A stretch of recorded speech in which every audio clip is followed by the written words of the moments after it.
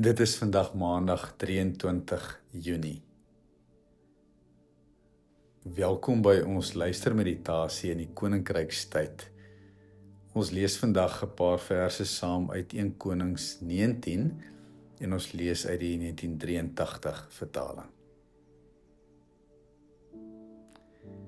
Ek nooi jou om saam met my tot rus te kom. Sit gemaklik met jou voete op die grond. En dan nooi ek jou om 'n glimlag te kry en te voel hoe die energie in jou lyf skuif en jou lyf sagter raak.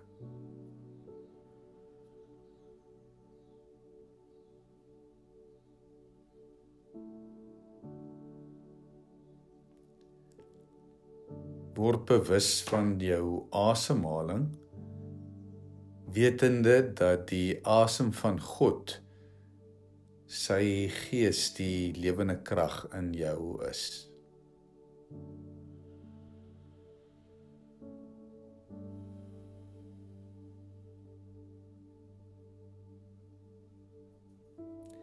Ek steek vir ons 'n kers aan om ons aan hierdie lewende, gewende krag in ons te herinner.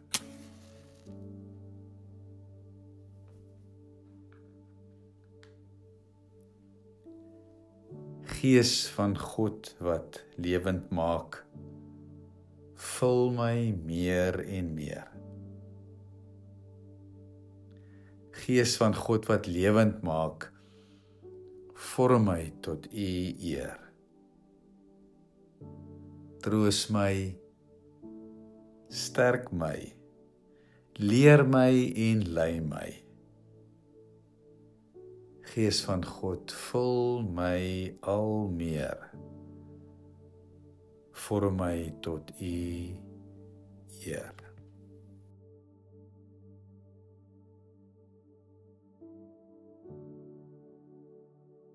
Een groot stuk ironie speel in 1 Konings 19 af. Na opeenvolgende godsverskynings krimp Elia in een wanneer Isebel, koning Agab se vrou, te hore kom dat Elia al die Baal-profete laat doodmaak het en sy op Elia se lewe wil wraak neem. Ons sien dan hoe 'n begeesterde Elia in 'n oogwink al sy godservarings vergeet, sy vrees oorneem en hy vir sy lewe vlug en onder 'n bos gaan lê. En wens dat hy op die ou end liewers doodgaan.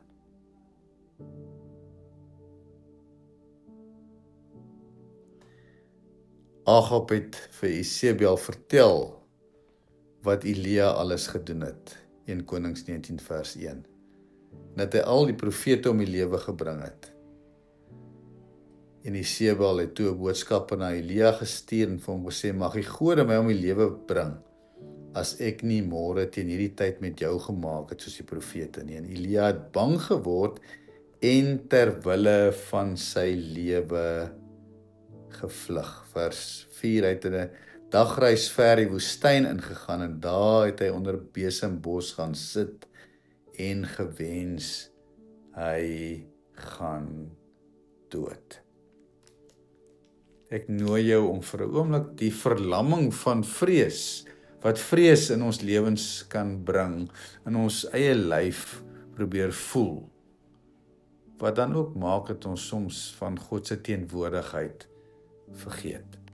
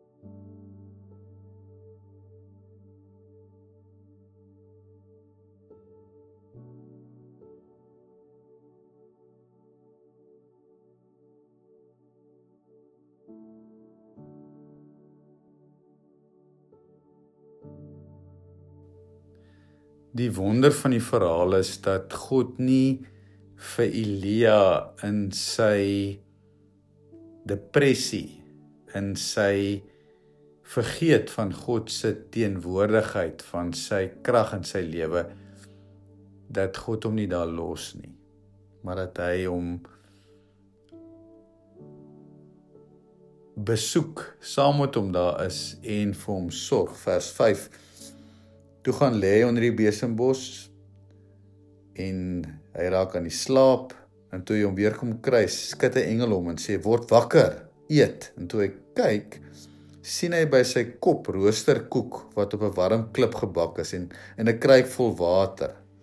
Hy het geëet en gedrink en in sy depressie het hy weer in die slaap geraak.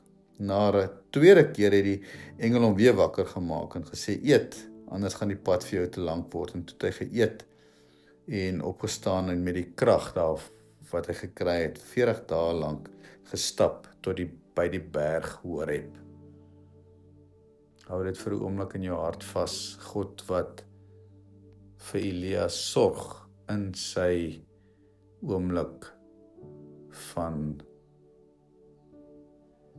terneergedruktheid en depressie.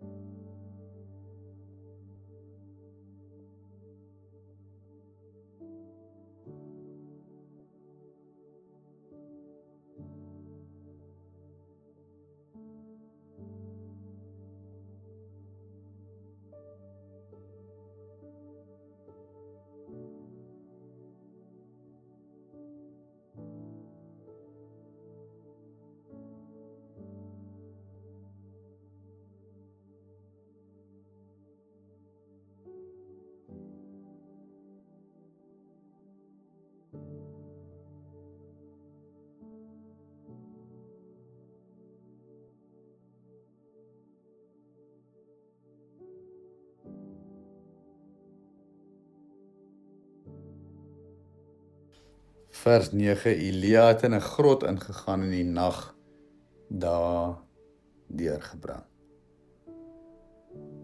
Vers 11, die Here het vir hom gesê, kom uit die grot en gaan staan op die berg voor my, die Here, ek wil verbygaan. En skielik was daar baie sterk wind, maar in die wind was die Here nie. En toe was daar na die wind 'n aardbewing. En na die aardbewing 'n vuur, maar ook daarin was die Here nie. En na die vuur was daar 'n fluistering in die windstilte. En toe Elia dit hoor, het hy sy gesig toegemaak. Want hy het geweet, God is daar. Hou dit vir 'n oomblik vas.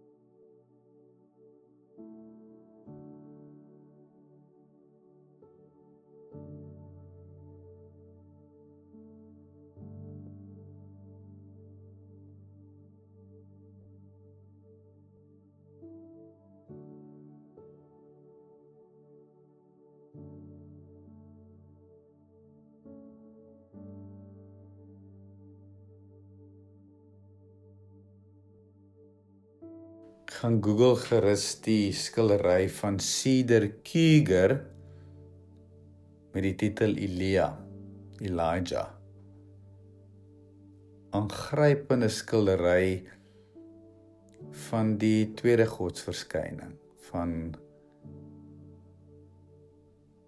aardbewing, vuur, wind en die stilte van die aandwind.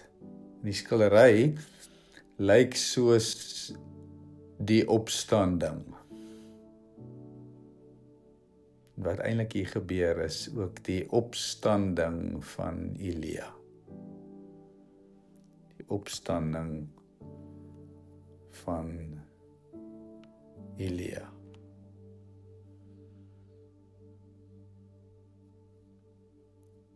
Die ontdekking dat God ook in die stilte by ons is.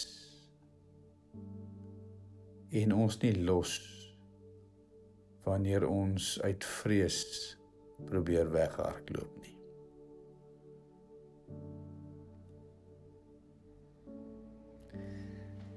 Dankie Here dat U ons nie in ons verlammende staat vergeet en los nie. Maar dat U saam met ons daarin waak, sorg, by die hand kom vat,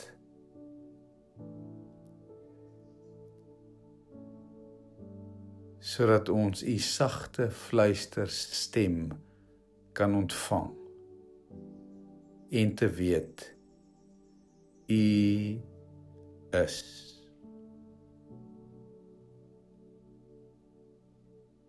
Amen.